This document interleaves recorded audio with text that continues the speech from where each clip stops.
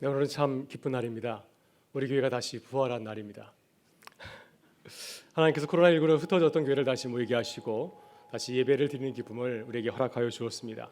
우리에게 부활의 기쁨을 주신 하나님께 큰 감사와 영광을 올려드립니다. 그동안 텅 빈 예배당에서 교육자들 또 교직원들과 함께 외롭게 예배를 드렸는데 이렇게 많은 인원이 함께 드리니 정신이 없습니다. 그러나 아직 코로나19가 끝나지 않아서 함께하지 못하는 교우들도 있습니다. 조금만 참고 기다리면 모두가 함께 모여서 기쁨의 예배를 하나님께 올려드릴 줄 믿습니다. 오늘같이 기쁜 날 하나님께서 우리에게 큰 기쁨의 소식을 또 하나 전해주셨습니다.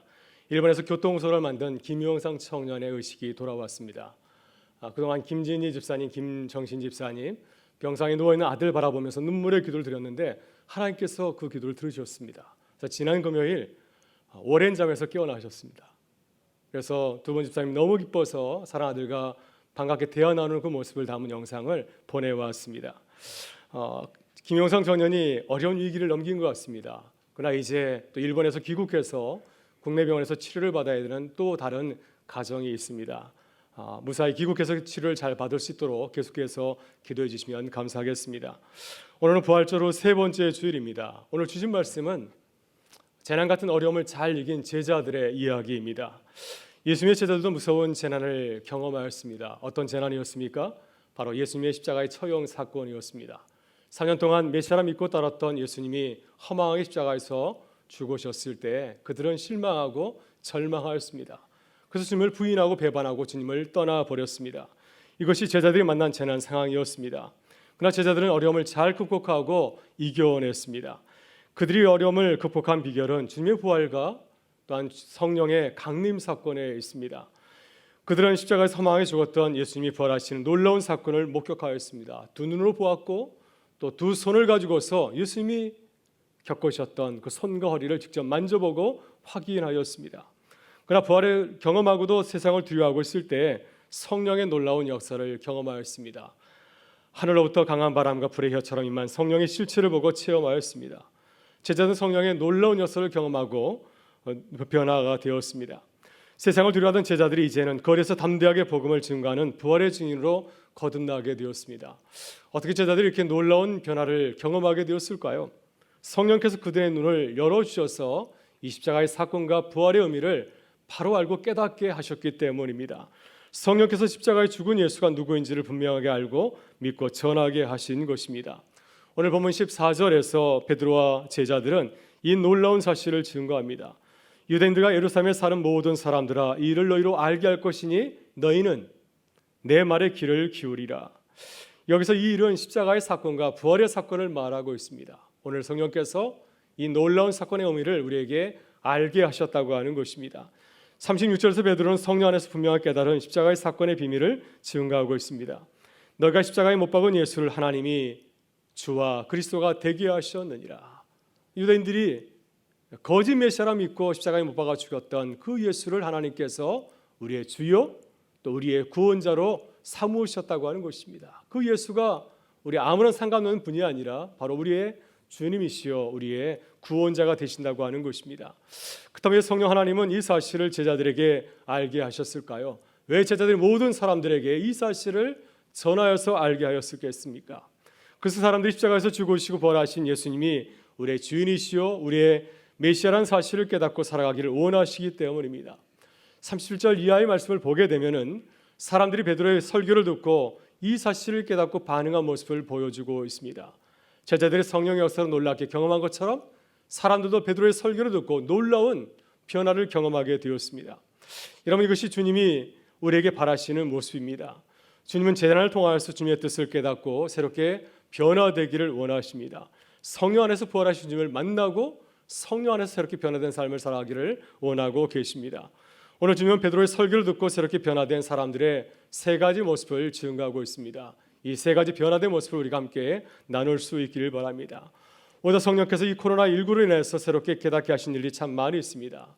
오늘 이 재난을 통하여서 새롭게 깨닫고 새롭게 거듭나는 주의 백성들이 되실 수 있기를 바랍니다. 그렇다면 어떻게 새롭게 거듭난 삶을 살아갈 수 있겠습니까? 먼저 우리는 마음의 찔림을 경험하고 겸손하게 고백해야 됩니다. 베드로의 설교를 들은 사람은 마음의 변화를 경험하였습니다. 성령께서 십자가를 바라보면서 자신의 죄를 깨닫게 하였습니다. 십자가의 사건이 나와 아무런 상관이 없는 사건이 아니라 예수님께서 십자가에 달려 죽으신 사건은 바로 나를 위한 사건임을 깨달아 알게 하신 것입니다. 37절을 보게 되면 사람들이 베드로의 설교를 듣고 마음이 너무 복잡해서 너무 불편해서 베드로와 사도들에게 물었습니다. 형제들아, 우리가 어찌할꼬? 이 말씀은 내가 당신의 말씀을 듣고 내 심령이 무척 괴로운데 내가 어떻게 하면 새로운 삶을 살아갈 수 있겠습니까? 이제부터 내가 어떻게 삶을 살아가야 되겠습니까? 이러한 뜻을 담고 제자들에게 물은 것이었습니다. 그다음 성령께서 이 코로나19를 통하여서 우리에게 무엇을 깨닫게 하십니까? 하나님은 우리의 실상을, 우리의 인간의 실상을 보고해 하였습니다. 그동안 우리는 발전된 과학기술을 자랑하고 교만하였습니다. 앞으로 하나님이 필요 없는 것처럼 생각하지 않았습니까?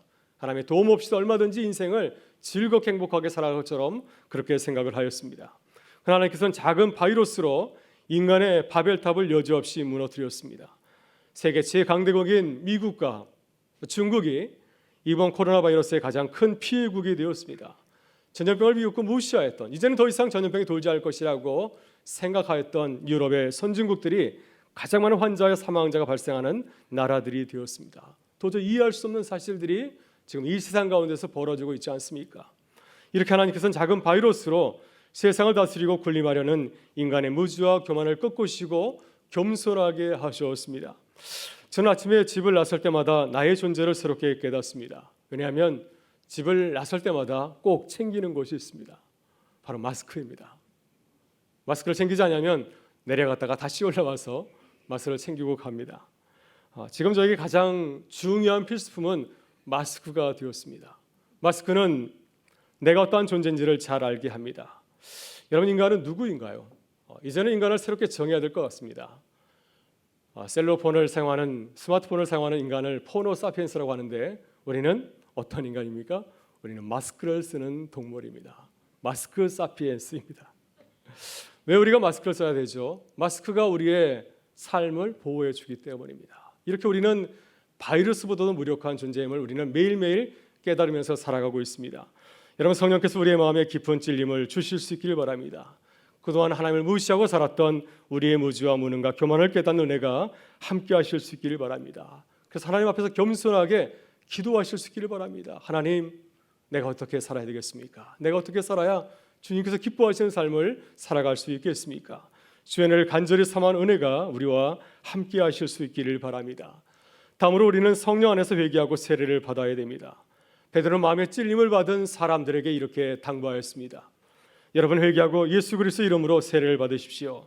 그러면 여러분의 죄가 용서받습니다. 성령을 선물로 받으실 수 있기를 바랍니다. 여러분, 베드로가 사람들에게 요청하였던 회개와 세례와 성령은 공통점이 있습니다. 자신의 삶을 철저하게 뉘우치는 행위를 상징을 하고 있습니다. 여러분, 회개는 무엇이죠? 회개는 하나님 앞에서 우리의 잘못된 생각이나 태도를 뉘우치고 고치는 것을 말하고 있습니다. 세례는 무엇입니까? 세례는 단순히 물로 세례를 받고 그리스도인이 되는 의식을 뜻하지 않습니다. 세례의 의식은 나 중심으로 살았던 삶을 포기하고 이제는 내가 하나님 중심으로 예수 그리스도를 위해서 살아가겠다고 다짐하고 하나님과 사람 앞에서 선언하는 의식입니다.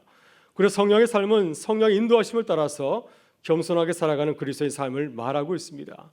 이렇게 베드로는 마음에 찔림을 받은 사들에게 회개하고 세례를 받고 성령을 따라 살 것을 당부하였습니다. 여러분, 하나님께서는 코로나 사태를 통하여서 우리의 잘못된 삶의 방식을 깨닫고 이를 알게 하셨습니다. 코로나19는 인간의 탐욕으로 인해서 생태계 파괴가 가져온 결과입니다. 다시 말해서 코로나 바이러스는 하늘에서 갑자기 떨어진 일이 아니라 우리의 탐욕이 만든 부산물입니다. 우리의 이기적이고 자기중심적인 삶이 우리의 삶을 파괴하는 무서운 바이러스를 만들어낸 것입니다. 따라서 우리는 나만을 생각하는 이기적이고 자기중심적인 삶의 방식을 회개하고 뉘우쳐야 됩니다. 그리고 주님이 말씀하신 것처럼 내 이웃을 내 몸처럼 사랑하는 주의 말씀을 따라서 이웃을 사랑하고 또 존중하고 배려해야 될 줄 믿습니다. 그래야 모두가 함께 살아가는 아름다운 세상을 만들어갈 수가 있습니다. 여러분, 존 파이퍼 목사님은 이렇게 말씀을 하였습니다. 코로나19는 회개하라는 하나님의 경고의 말씀입니다. 여러분, 회개는 나부터 시작해야 됩니다. 성령 안에서 내 모습을 돌아보고 회개해야 됩니다. 그래서 성령께서 나를 새롭게 하시는 세례를 다시 경험해야 됩니다.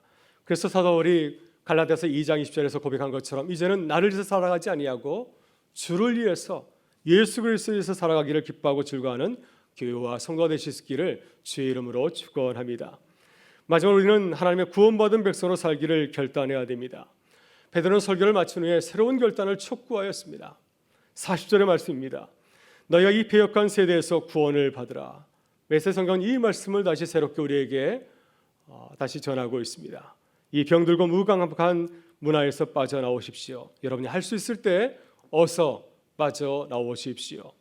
하나님께서 십자가의 죽음과 부활의 사건을 통해서 깨닫게 하신 것이 무엇입니까? 우리 옛사람을 버리고 나를 중심으로 살았던 옛사람을 버리고 세상을 바라보았던 세상을 의지하였던 윗사람을 버리고 이제는 하나님을 따라 살아가는 새 사람을 입으라고 하는 것입니다. 우리의 주님이시여 우리의 구원자이신 예수를 믿고 구원받은 백성으로 살아가라고 하는 것입니다. 이것이 생명의 길이요 또한 부활의 길이기 때문입니다. 하나님께서 이번 코로나19를 통해서 우리에게 무엇을 깨닫게 하셨습니까? 하나님은 눈에 보이는 세상이 전부가 아닌 사실을 알게 하였습니다. 지금 눈에 보이지 않는 바이러스가 온 세상을 뒤덮고 있지 않습니까? 눈에 보이지 않는 것 때문에 많은 사람들이 두려워하고 또 절망 가운데서 신음하고 있습니다. 따라서 하나님은 이 세상의 주인이 우리가 아니라 하나님이라는 사실을 분명히 깨닫게 하셨습니다. 여러분, 우리는 하나님께서 우리에게 은혜를 베푸셔야 이 무서운 재난으로부터 구원의 온창을 누리며 살아갈 수가 있습니다. 오늘 우리는 2달 만에 예배를 드립니다. 하나님의 은혜가 아니면 우리는 함께 모여서 예배를 드릴 수도 없는 존재임을 새롭게 깨닫게 되었습니다. 코로나19로 인하여서 예배를 드리지 못할 때 한국교회는 예배 중단에 대한 치열한 논쟁이 있었습니다. 그때 한 신학자가 성전문을 닫을 자가 있으면 좋겠다는 말라기 1장 10절의 말씀을 언급하였습니다.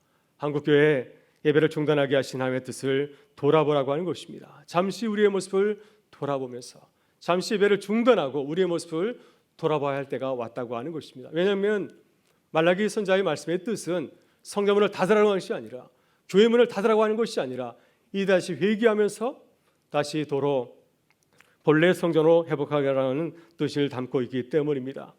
여러분, 우리는 다시 주님이 기뻐하시는 교회의 모습을 묵상해야 됩니다. 다시 주님께서 기뻐하시는 성도의 삶을 성찰해야 됩니다. 그래서 새롭게 결단하고 다시 시작하는 교회와 성도가 되실 수 있기를 주의 이름으로 축원합니다. 여러분, 하나님께서 재난을 주시는 것은 우리를 고통스럽게 하려고 하는 것이 아닙니다. 우리를 하나님의 백성으로 다시 새롭게 살아가게 하시는 기쁜 뜻이 있습니다. 오늘 보면 41절을 보게 되면 놀라운 소식을 우리에게 전하고 있습니다. 베드로의 설교를 듣고 결단의 세례를 받은 사람들이 무려 3,000명이나 되었습니다. 이 말씀은 수많은 사람들이 회개하고 세례를 받고 성령 안에서 구원받은 백성의 그 구원의 감격을 누리게 되었다고 하는 것입니다. 또 주의 몸된 교회가 그게 부흥하고 성장하였다고 증거하고 있습니다. 베드로와 제자들은 성령 안에서 주님의 뜻을 깨닫고 복음을 증거할 때 하나님의 놀라운 은혜를 경험하게 되었습니다. 사랑하는 성도 여러분, 오늘 우리는 하나님의 은혜로 다시 예배를 드리게 되었습니다. 그러나 세상은 여전히 하나님의 뜻을 깨닫지 못하고 고통 가운데 신음하고 있습니다. 성령께서 우리에게 이 일을 알게 하시기를 원합니다. 성령께서 우리를 향하신 뜻을 깨닫게 하시기를 원합니다. 그래서 성령 안에서 새롭게 시작하는 주님의 은혜를 누리며 살아가실 수 있기를 바랍니다. 그래서 베드로와 같이 부활하신 주님의 소식을 기쁘게 전하는 교회와 성도 되실 수 있기를 주의 이름으로 축원합니다. 이제 우리 다 같이 일어나셔서 함께 기쁨의 찬양을 하나님께 올려드리겠습니다.